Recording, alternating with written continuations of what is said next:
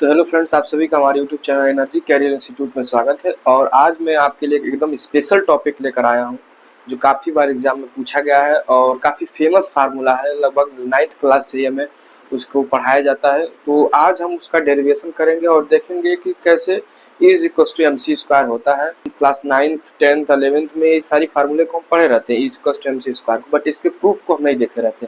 तो आज हम E is equal to MC² का प्रूफ करेंगे और देखेंगे कि कैसे E is equal to MC² होता है। और चूंकि इस स्टेटमेंट को किसने दिया था, तो इस स्टेटमेंट को सन 1905 ईस्वी में आइंस्टीन ने दिया था। आइंस्टीन ने क्या कहा था कि the mass and energy are equivalent. मतलब क्या कि मास को एनर्जी में कन्वर्ट किया जा सकता है और एनर्जी को मास में कन्वर्ट किया जा सकता है। आइंस्टीन का यह स्टेटमेंट है। आइंस्टीन ने क्या कहा था कि मास को एनर्जी में कन्वर्ट कर सकते हैं और एनर्जी को मास में कन्वर्ट कर सकते हैं, क्योंकि मैंने यहाँ लिखा भी है। अभी देखिए कैसे होता है। जो हमारे को जनरल फार्मूला 1905 में मिला था वो था E is equal to MC²। इसमें E is equal to energy, M is equal to mass and C is equal to speed of light है।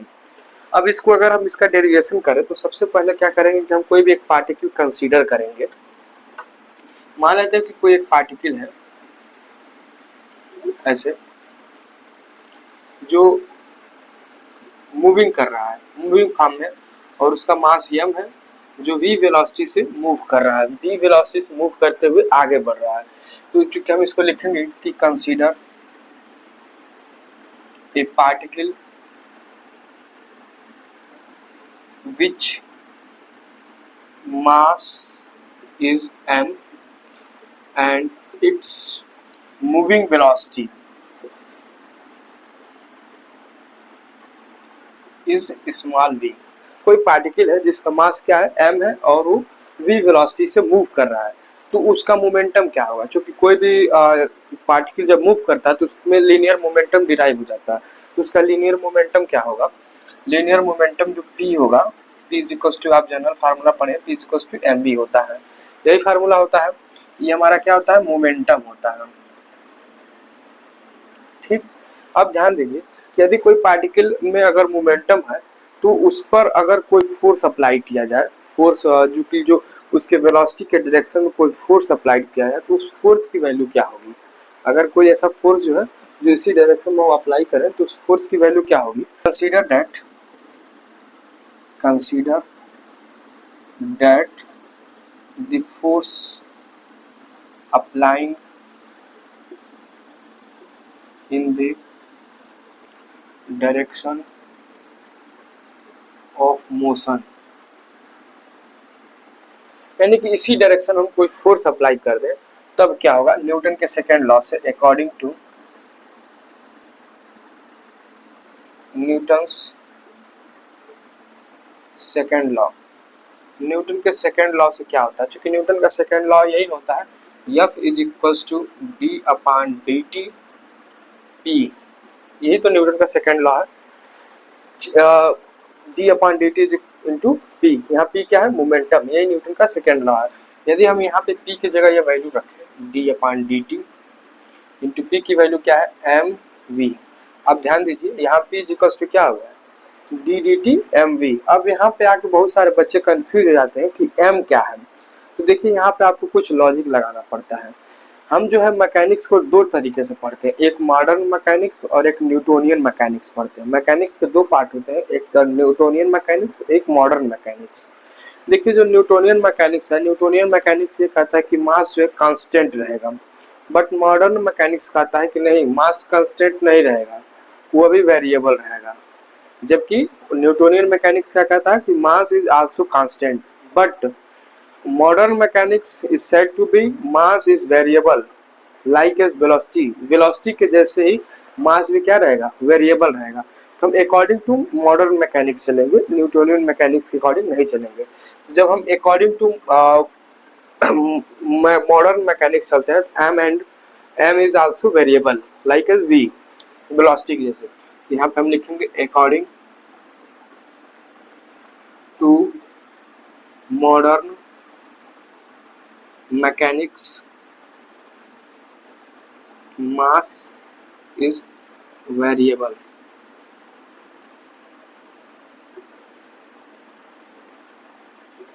मास क्या है, वेरिएबल है अकॉर्डिंग टू मॉडर्न मैकेनिक्स, जबकि न्यूटोनियन मैकेनिक्स क्या कहता है, mass is also constant.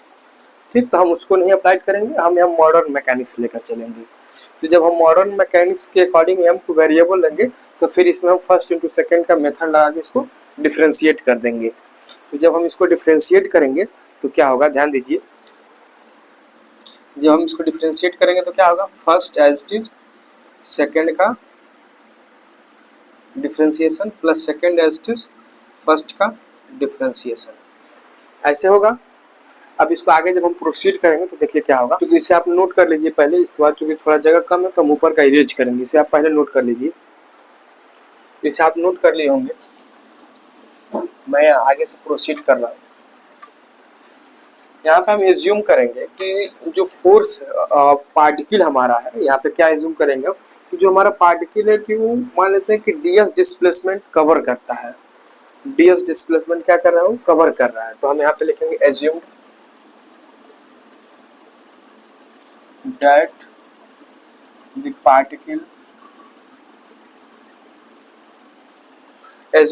the particle moves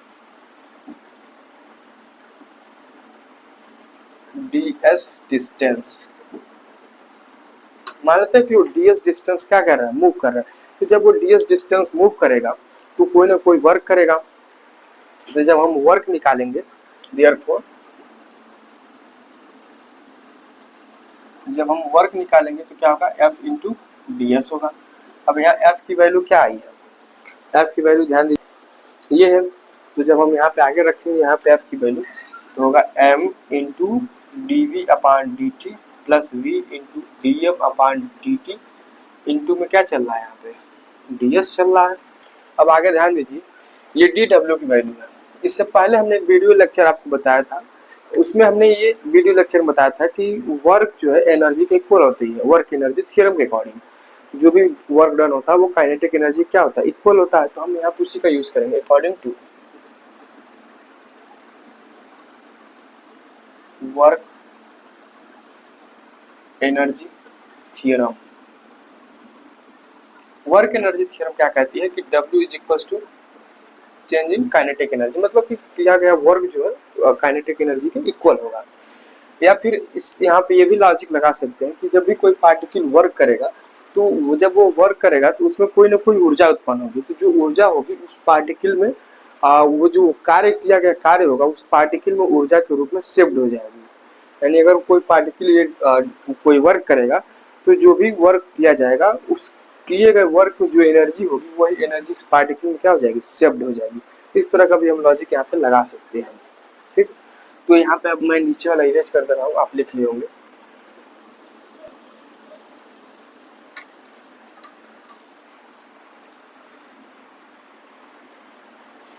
तो अब ध्यान दीजिए, यहाँ से हम क्या लिख सकते हैं कि K इज इक्वल डेल्टा के, इसको ऐसे मैं लिख रहा हूँ, डेल्टा के को मैं ऐसे लिख रहा हूँ क्योंकि मुझे डिफ्रेंशिएट करना है। D K is equal to M D V, अब डी एस को अंदर बुला लीजिए तो क्या होगा, M D S upon D T और ये डी वी हो जाएगा plus V into D S upon D T और यहाँ पे डी एम हो जाएगा। ठीक, अब आगे जब इसको सॉल्व करेंगे तो M into D S upon D T क्या लिख सकते हैं, वी, क्योंकि वेलोसिटी वी की जो फार्मूला होती है क्या होती है, D S upon D T होता है। यहाँ वी लिख देंगे, फिर ये हो जाएगा डी वी प्लस वी और एक और वी हो जाएगा तो वी स्क्वायर डी एम हो जाएगा। ठीक, ये किसका फार्मूला हो, ये हो गया D K is equal to, मान लीजिए इसे इक्वेशन फर्स्ट कह दीजिए इसे। ठीक, अब आगे ध्यान दीजिए, हम यहाँ पे एक फार्मूले का यूज करेंगे जिसे आइंस्टीन ने सन 1905 में दिया था। उस फार्मूले को हम कहते हैं थियोरी ऑफ रिलेटिविटी का फार्मूला। थियोरी ऑफ रिलेटिविटी का फार्मूला क्या है, लिखेंगे यहाँ पे according to theory of relativity. Theory of relativity क्या कहती है, थियोरी ऑफ रिलेटिविटी ये कहती है कि m is equal to M not upon under root 1 minus V square upon C square. ये थियोरी ऑफ रिलेटिविटी का फार्मूला है। अब इसमें ध्यान दीजिए, अगर हम स्क्वायर कर दे दोनों side, squaring on both side करें तो M square is equal to होगा एम नॉट का whole square upon 1 minus V square upon C square, यही होगा। फिर अगर हम आगे इसको सॉल्व करें तो क्या होगा, ये होगा M square C square minus M square V square is equals to M not का होल स्क्वायर और सी स्क्वायर, यही तो होगा जब हम इसे आगे सॉल्व करेंगे तो। इसका इसमें लॉस हो जाएगा, फिर ये ऊपर चला जाए तो M not square C square हो जाएगा और M square C square minus M square V square हो जाएगा।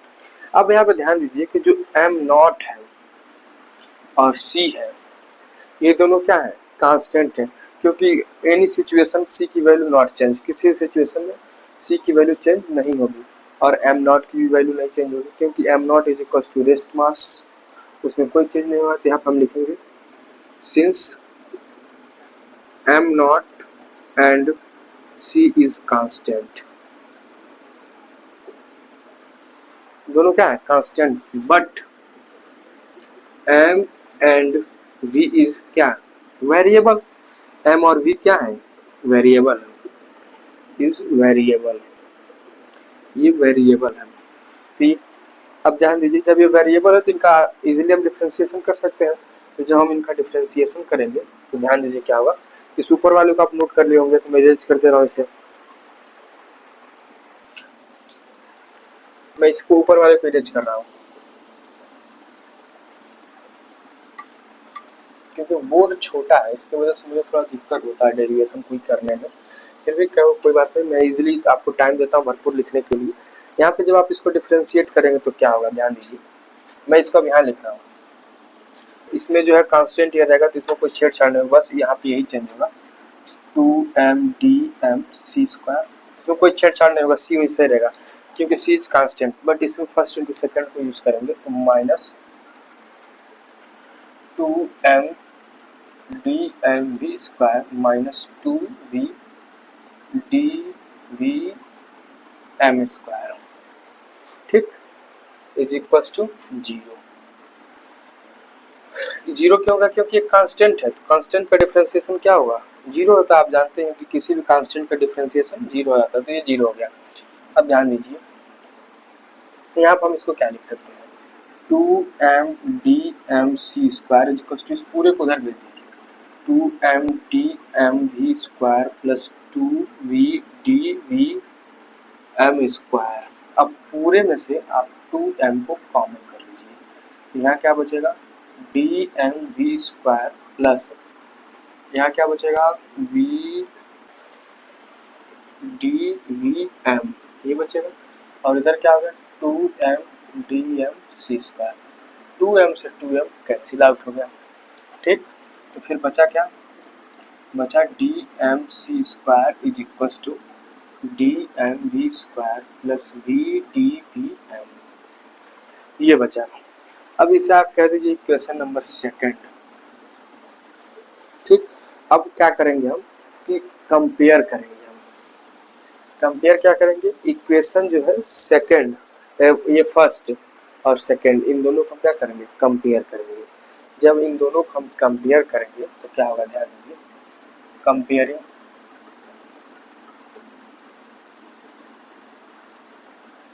Equation first and second, first और सेकंड को कंपेयर करेंगे इसको और इसको, तो ध्यान दीजिए क्या होगा,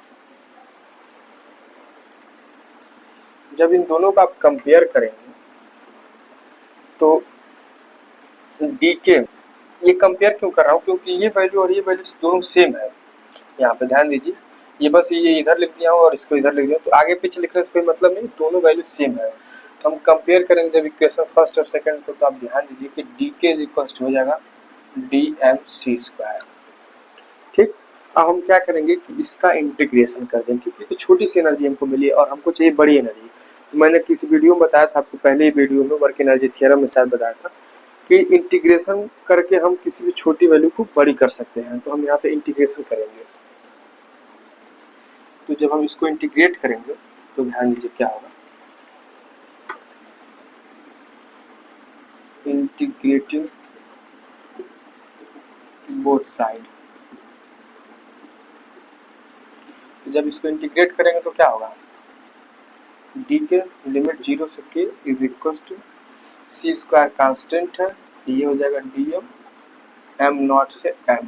अब ये कहाँ से लिमिट्स कहाँ से आएगा। ध्यान दीजिए, कोई भी पार्टिकल जब रुका रहेगा, ये कोई पार्टिकल है जो अभी मूव नहीं कर रहा, अभी रुके हुए पोजीशन में है, तो इसका जो रेस्ट मास है वो एम नॉट है। बट जब ये मूव करने लग रहा है तो इसकी मास हो जा रही है एम। ये वही लिमिट है इसकी। ठीक, जब हम इसको इंटीग्रेट करें तो ये क्या होगा, यहाँ पे के होगा और लिमिट होगा 0 से के। ये होगा सी स्क्वायर और ये होगा एम और लिमिट होगा एम नॉट से एम।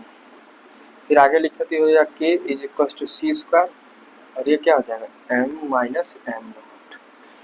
ये हमें क्या बता रहा है, ये फार्मूला हमें क्या बता रहा है, ये फार्मूला हमें ये बता रहा है यदि कोई भी ऑब्जेक्ट है उसके मास में कोई भी अगर इंक्रीमेंट हो रहा है या कोई भी चेंजिंग हो रहा है किसी भी वस्तु के मास में, तो अगर हम उसमें लाइट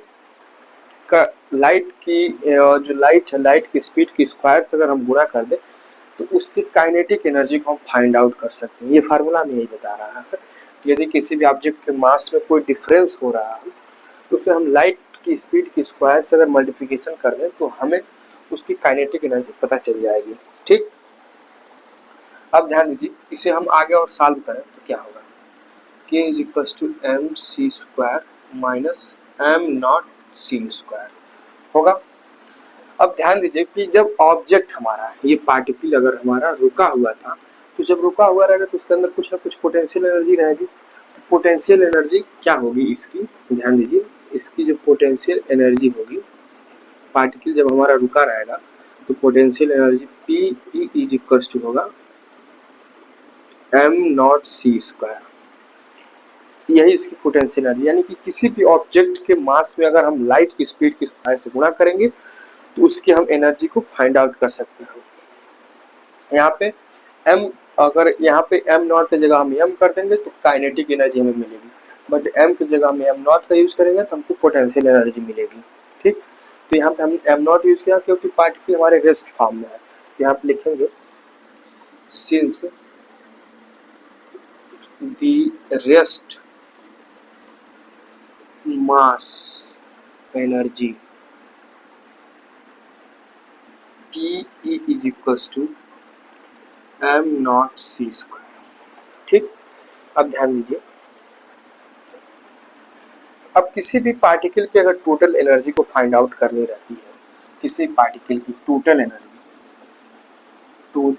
एनर्जी ऑफ पार्टिकल या ऑब्जेक्ट, जो भी हमने शुरू में कंसीडर किया तो उसको आप लिख लीजिए। ऑब्जेक्ट अगर कंसीडर किया हो तो ऑब्जेक्ट लिख लीजिए, पार्टिकल कंसीडर किया हो तो पार्टिकल लिख लीजिए। तो अगर कोई भी पार्टिकल है उसके अगर हम देखें टोटल एनर्जी की बात करें, कोई भी पार्टिकल है उसकी टोटल एनर्जी अगर ई है तो टोटल एनर्जी को क्या कहते हैं कि काइनेटिक एनर्जी में हम पोटेंशियल एनर्जी को ऐड कर देते हैं। ठीक, काइनेटिक एनर्जी क्या है M C square minus M not C square और हमारी पोटेंशियल एनर्जी क्या है एम नॉट सी स्क्वायर है। तो एम नॉट सी स्क्वायर से M not C square cut गया, क्या बच गया E is equal to M C square. यही हमको प्रूफ करना था, which is required relation between mass and energy. तो ये हमने इजीली इसको प्रूफ कर दिया, मास और एनर्जी के जो भी रिलेशन है is equal to M C square, इसको हमने बहुत ही इजी ढंग से प्रूफ कर दिया। अगर इसके किसी भी स्टेप में आपको कोई भी प्रॉब्लम होती है तो आप वीडियो के कमेंट बॉक्स में कमेंट कीजिए, फिर हम उस पर स्पेशली आपको वीडियो बनाकर बताएंगे। मैं आशा करता हूं कि आपको ये जो भी रिलेशन बताया गया है, क्योंकि ये इलाहाबाद विश्वविद्यालय में मैकेनिक्स के पेपर में 2012 में ही पूछा हुआ क्वेश्चन है, इसके बाद भी कई साल पूछा हुआ है, बट मैं उतना ध्यान नहीं दिया कब कब पूछा है, लेकिन मैं साल को आज देखा तो उसमें 2012 में पूछा था, तो मैंने सोचा कि इसको क्यों नहीं प्रूफ कराया जाए। और वैसे भी ये जो फार्मूला है मेरा काफ़ी फेवरेट फार्मूला है, मैं जब इसको क्लास 9th में देखा तो मुझे बहुत ही अच्छा फार्मूला दिखा और मैं इसका डेरिवेशन मैं शुरू से ही करता हूँ, तो मैंने सोचा कि क्यों इसका डेरिवेशन कराया जाए। ये मेरा काफ़ी फेवरेट फार्मूला है और इसको मैंने सबसे पहले क्लास 9th में इसका मैंने डेरिवेशन किया था, तो वहाँ का ये फार्मूला है, चूँकि उसी मेथड से मैं यहाँ भी करा रहा हूँ। और इसमें अगर कोई भी अगर आप अपने पास से कोई लॉजिक लगाना चाहें कि यहाँ पे कुछ नहीं, यहाँ पे कुछ चेंजिंग किया जा सकता है, तो आप अपना लगा के बिल्कुल प्रूफ कर सकते हैं। बट मुझे जैसे बताया गया था क्लास 9th में मैंने वैसे आपको प्रूफ करके दिखाया और ये काफ़ी ईजी मेथड है। और जब भी मैं किसी को इसके बारे में बताता हूँ तो इसी मेथड से बताता हूँ, ताकि उसे ऐसा ना लगे कि E=mc² जो कि देखने में काफ़ी छोटा फार्मूला हो और डेरिवेशन करने में काफ़ी बड़ा फार्मूला हो। ऐसा कुछ नहीं, आपको क्या करना है कि सबसे पहले जो भी मूविंग पार्टिकल है उसके मोमेंटम को फाइंड आउट करना, फिर उस पर हमको एज्यूम करना कि कोई फोर्स अप्लाइड हो रहा है वेलोसिटी के डायरेक्शन में, तो उस फोर्स को फाइंड आउट कर लेंगे। ठीक, अब हम क्या करेंगे कि मान लेते हैं कि वो जो फोर्स है, फोर्स जो है ds डिस्प्लेसमेंट अपना कवर कर रहा है, तो कोई ना कोई वर्क करेगा, तो वर्क डन को फाइंड आउट करेंगे। जब वर्क डन को फाइंड आउट करेंगे तो वर्क एनर्जी थ्योरम को हम अप्लाई करेंगे, तो W=K हो जाएगा। अब K की वैल्यू हम निकाल लेंगे, फिर वहाँ से हम थियोरी ऑफ रिलेटिविटी को निकालेंगे, फिर उस थियोरी ऑफ रिलेटिविटी को डिफ्रेंशिएट करेंगे। डिफ्रेंशिएट करने के बाद से हम उसका कंपेयर कर देंगे किससे, जो हमारी K की वैल्यू है। फिर उसे जब हम कंपेयर करेंगे, जिसे हमने कंपेयर किया हो, तो कंपेयर करने के बाद ये वैल्यू आएगी, फिर ये तो छोटी सी एनर्जी मिलेगी। फिर हम इस छोटी एनर्जी को क्या करेंगे कि बड़ी एनर्जी बनाएंगे। तो बड़ी एनर्जी बनाने के लिए क्या करेंगे, हम इसको इंटीग्रेट करेंगे। तो यहाँ पर मैंने इंटीग्रेट किया है, जब इंटीग्रेट करेंगे तो हमको काइनेटिक एनर्जी मिल जाएगी। फिर हम शुरू में जब हमारा पार्टिकल कोई मोशन नहीं कर रहा था, जब वो रुका हुआ था, तो उस सिचुएशन में उसका कोई ना कोई रेस्ट मास एनर्जी रहेगा। जो रेस्ट मास एनर्जी रहेगा वो किस फॉर्म में रहेगा, m0c² के फॉर्म में रहेगा, जिसको हम पोटेंशियल एनर्जी भी कह सकते हैं। ये पोटेंशियल एनर्जी हो गया। अब किसी भी पार्टिकल या किसी भी ऑब्जेक्ट की टोटल एनर्जी जब फाइंड आउट करनी रहती है, तो हम उसमें काइनेटिक एनर्जी और पोटेंशियल एनर्जी का सम कर लेते हैं। तो मैंने यहाँ पे वही सम कर लिया, तो इससे m0c² से m0c² कैंसिल आउट हो गया और इज क्या मिलेगा हमको, mc² मिलेगा, जो कि काफ़ी एक मेरा सबसे फेवरेट फार्मूला, सबसे ईजी फार्मूला मुझे लगता है। यहाँ पे c क्या है, स्पीड ऑफ लाइट है, मास क्या है, कोई भी किसी भी मूविंग पार्टिकल का मास है, और E=टोटल एनर्जी है। तो यहाँ से आप देख सकते हैं E= क्या हो गया, mc² हो गया। ठीक, अब ये जो कि जो फार्मूला है ये सन 1905 ईस्वी में आइंस्टीन द्वारा दिया गया था। कब दिया गया था, 1905 में आइंस्टीन द्वारा दिया गया था, जो काफी दुनिया का सबसे फेमस फार्मूला है। और भी कोई टॉपिक जो आपको समझ में नहीं आ रहा तो आप कमेंट कीजिए, मैं उस पर वीडियो बनाऊंगा और आपको समझाने की कोशिश करूंगा। हाँ, अगली जो वीडियो आएगी मैं उसमें नॉर्टन थ्योरम और थेवेनिन थ्योरम को समझाने का पूरा भरसक प्रयास करूंगा। तब तक आप हमारे साथ बने रहिए।